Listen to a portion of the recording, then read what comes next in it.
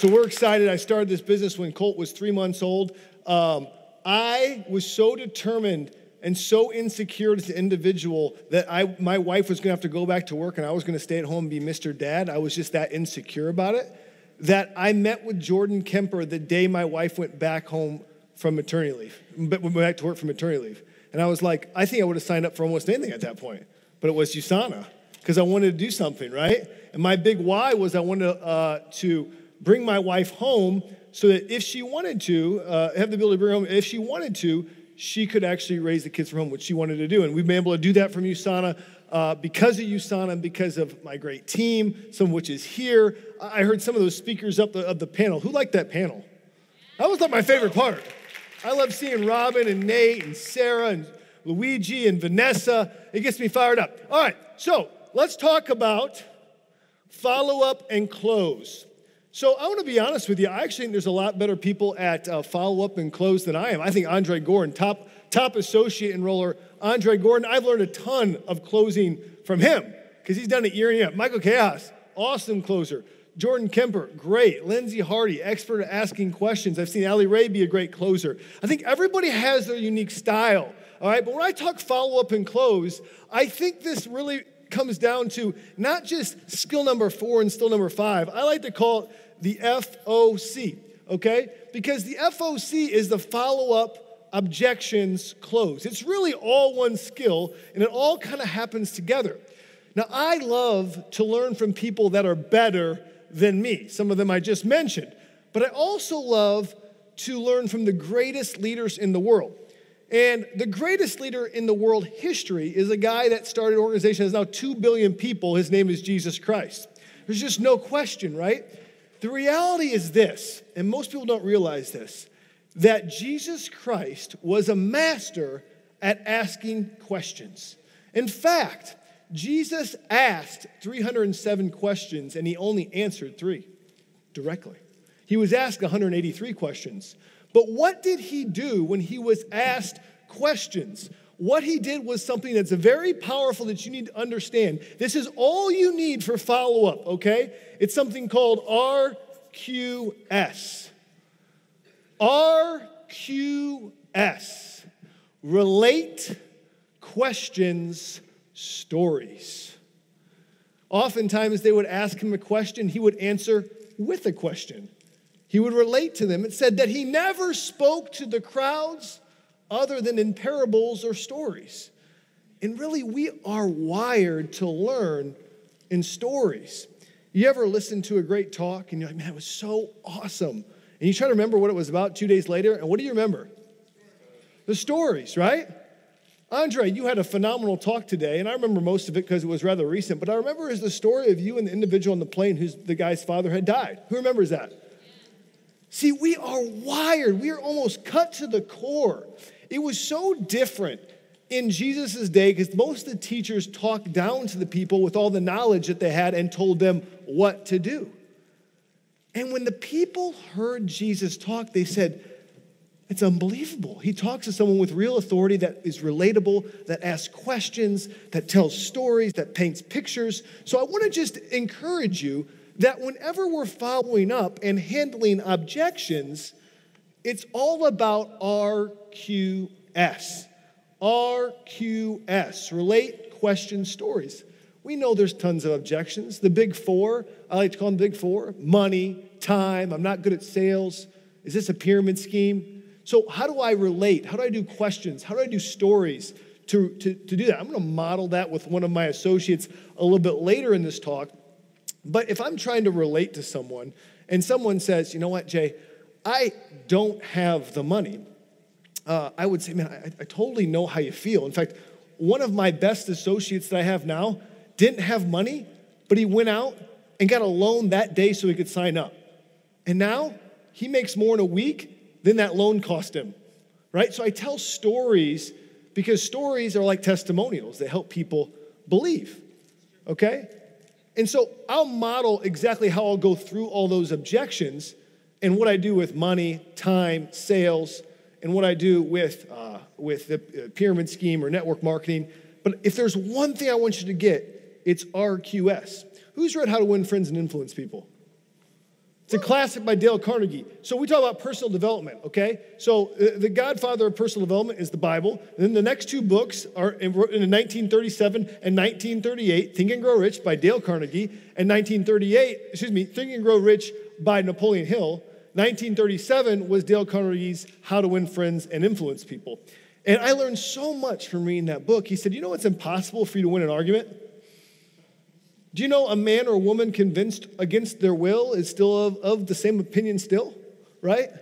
The only way, I tell this to my team all the time, people don't do what you tell them to do. They operate according to their fundamental beliefs. And the only way you actually get them to critically think about their fundamental beliefs is to ask a question. I try to do this with my kids all the time. I tell them what to do, they don't do it. I'm not operating the right way. Asking questions actually gets us in the right frame of mind. So if there's one thing I want you to take, it's RQS. Can you remember that? Relate, questions, stories. Sometimes when I'm following up, when I'm presenting or following up, you feel like you're across the table. When we relate, we're on the same side of the table. We're on the same journey together, trying to fulfill our purpose and our passion for our life so we can find out our calling. It's not so I can get you, it's so I can serve you. So I got to relate to you. I got to ask questions to you about what's important about your life. I got to tell stories that might resonate with you. So if you don't have any time and you want to spend more time with your family, I'll tell you about Dr. Steve Hershek, who was a doctor that had money in the bank, but it was broken time, right? So he started a part-time business and worked it 2, 3, 4 years so he could have time with his family. If you're a mom, I was talking to a mom not too long ago, she has kids, she doesn't have time. I'd say Lindsay Hardy's story, right? I don't always use my own story. I steal from other people's stories because other people's stories are often more powerful than my own story to the person I'm talking to because they think I might have an agenda. But if I tell somebody else's story, it brings credibility. Does that make sense? I want you to get that one point. There's so many nuggets that you can take, but I want you to focus on one thing. RQS. RQS for your follow-ups and your objections. Now, let's talk about closing. Now, this is all one big thing. So first of all, just so you know, it's 4 to 6 exposures on average of following up. Some people take 4 to 6 years. Some people take 4 to 6 seconds. All right? Promoters, drivers might make action a little bit faster than some of the analyzers in the room, but 4 to 6 exposures. Now, what I want to go through when we talk about closing, I want to go through some of the new product packs that are actually options for you to actually get people started as a customer or an associate. Because I think these are new, and I want to educate you on not only what they are, but why these came out. So how many of you, when you sign up an associate, currently customize a 200 or 400 point pack for them? Okay, so you do that because customization is part of what makes you Sauna great. But sometimes customization is at war with duplication, right? Because we can customize something for a new person like Melissa, but can Melissa a week later customize something that's customized to someone that's totally different? Probably not, unless her sponsor's standing right there. Hopefully it is, but sometimes that's difficult to do, all right? So what we wanted to do was we wanted to keep the customization, but we also wanted to have some sense of duplication. And that's why we come up with some product packs, even when it came to developing auto orders or signing people up. So if you look in the shopping cart, and I'm going to have some screenshots of them right now, we have a couple product packs. Okay, so these are the new product packs. If you see it, we kind of have, these are to simplify, and this fell. Is the handheld up here? I'm going to use the handheld. Can you get that? Don't want some feedback. Turn off the other mic. Okay, so what you see is it's just to simplify the associate preferred customer getting started process. And I'm going to go through exactly what these are. So these are available for initial auto reward too. So there's a digestion and detox pack. After listening to Sue Ward, who wants a digestion detox pack? Right? I mean, I just educate on them, and I need the digestion detox pack, all right? So what's in the digestion detox pack? Well, you can see it's the My Smart Shake plant, Fiber G, probiotic, Hepacil. And what you'll see is these are all about 113 points. So if somebody says, my main health concern is digestion and detox, hey, let's put this on their auto order, right? See how we're bundling stuff together? It's not just like, oh, let's give you probiotic. We don't just want 20 points. We want 113 points, keep them eligible for commissions, and give them a better product experience, correct? Then there's the My Smart Pack, which you're going to get, obviously, the Cellsentials, the BioMega. You get 2 of the bars and 2 of the shakes. And if you look at that, that's about 128 points as well. And so it's kind of lined up exactly for what you need for somebody who wants to have 1 shake a day, 1 bar a day, Cellsentials and BioMega. So it's a bundled package, and you would say, well, how many pounds do you want to lose? This might only help people lose 5, 10 pounds. So if they have 20, 30 pounds, they need to be on that for 3 months, right? They need to be on the Cellsentials for life. So you're always selling auto order as well. And what I love about Lindsay Hardy says, I just signed them up for auto order. That's the best way to do it, right? So we have certain language we can go through on that. I'm not going to go through that right now.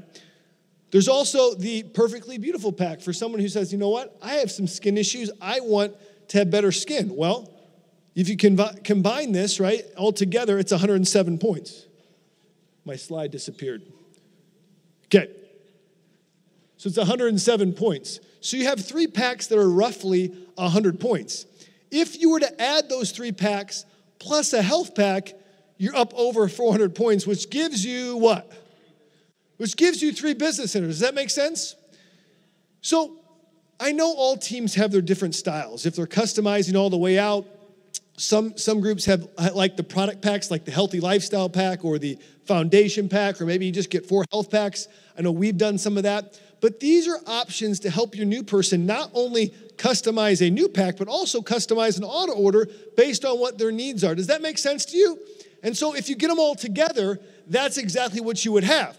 And you would add the health pack to it. Now, what are the added value items? I'm going to go through this. I know this might be basic for a lot of you, but I want to go through what you actually get. So for 250 points, I get 8 cycles of Business Accelerator Suite. I'll talk about the language I use. I like to just say back office business tools because I don't think anybody understands what Business Accelerator Suite is except people in this room, correct?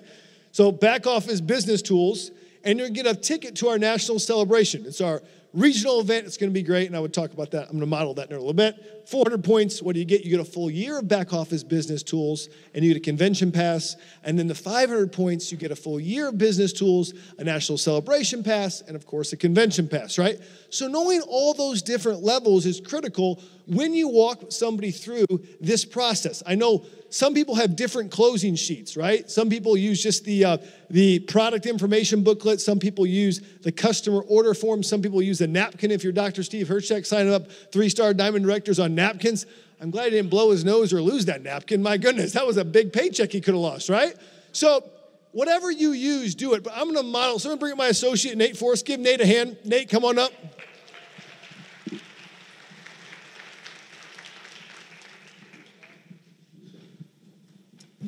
How are we doing, Nate? Fantastic. Nate's a silver director. You saw him up here earlier on the panel. You know, if you watch Eric Worre, he has the 6 closing questions. And I think those are good. And if you want to use those you can. But I've really learned from Eric Martindale, Rumi director, has taught me 2 questions that I think really lead well into the closing process, okay? And the first question is, hey, Nate, what resonated most with you? And if you don't like that one, you can say, what do you like best? But sometimes if you say, what do you like best? You can feel like you're leading them a little bit. So if you can say, hey, what resonated most with you, Nate? Well, I love the quality of the products, and I like the fact that you can make some money in your spare time. Awesome. And there's another question that I got from Eric Martindale. It says this, I like to say, so what interests you the most? Is it, or what are you interested in? Is it the product, the business, or a little bit of both? I'd say a little bit of both. Okay, now that's key, okay? So if they say product, what are you going to talk about? Product. If they say business or a little bit of both, we're talking about what? Business. I know you can do 1 to 10. I know Eric Worre teaches that. But I've found that if you ask this question, most of the time, they'll say a little bit of both. So you give them 3 options, all right? They're going to say a little bit of both. He said he wants to know a little bit about both the product and the business. So we're going to walk through. Let's say we've already done the presentation. Obviously, Allie just talked on it. And we're going over what that product pack was, which I just showed you. Going back. Go back to the, yes. So let's say this is the one I'm talking about, okay, which is the 3 packs with the health pack. I've already explained it to him. And I'll say, hey, you said you want to know about the product. a little bit about the product, the business, you're interested in both, I think this is actually the best one to get you started with. It's what all my top earners actually do. And it's what I like is give you a full range of the USANA products, so you can build belief in the products that you can use, that you can sample out, and even sell some. Cool. Can't I just do a little less than that, though? Well, yeah, you can. You can do, about half that, but you won't have as high earning potential, and you won't get some of the bonuses. Like you won't get all the back office tools it's actually a $250 value. You won't get some of the convention pass. That's like a $300 or $400 value, which you're going to want to go to convention. We got great speakers like John Maxwell, Tony Robbins, Dr. Oz even comes, and you get to meet the scientists that actually make the product, and you get to walk through the facility. It's a total belief build. So if it's a business for you, and you said you're interested a little bit in the business, that's really what it's about. I know when I went, story. I saw the actual way they manufacture. I was blown away. When I heard Dr. Oz speak, man, it was totally life-changing for me. So I think the 400 points the best option for you. Let's go. Okay, great. So here's what we're going to get. Where should I ship the products to? Well, I'm at Trump Tower, top floor. Okay, so our top floor in Chicago. I've been there. I've been there a lot. Okay, I know he's a network marketing fan, so that's good. You're in the right business. Okay, so okay, now let me get your phone number, get your email, give me your social. Go ahead.